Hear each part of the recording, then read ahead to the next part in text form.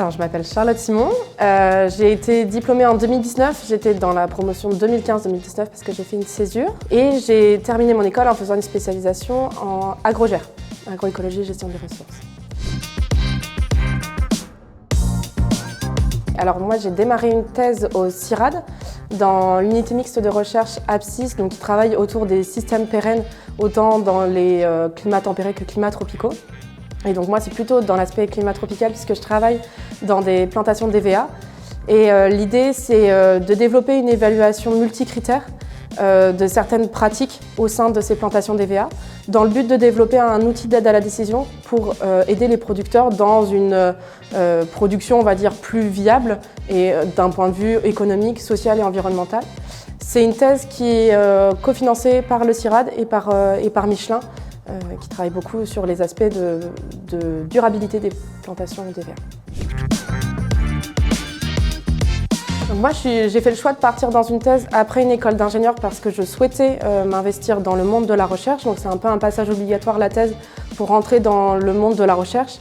J'ai fait le choix aussi d'aller sur une thèse généraliste parce que c'est ce qui me plaît. Aujourd'hui, je cherche à mieux comprendre les compromis qui peuvent exister dans le choix de pratiques. Donc des compromis, encore une fois, sur les piliers de la durabilité entre économique, social et environnemental. Et voilà, et ce qui me plaît au quotidien, c'est vraiment la curiosité que je peux avoir autour de mon sujet, l'envie de comprendre un peu plus les mécanismes, que ce soit dans des domaines et disciplines complètement différents.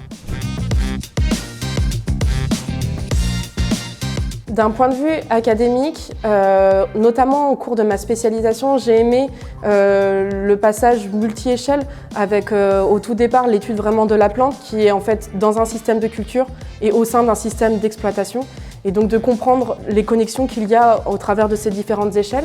Il y a des aspects très techniques qui, moi m'apportent beaucoup dans mon quotidien, notamment l'étude d'outils statistiques ou l'étude d'outils bureautiques.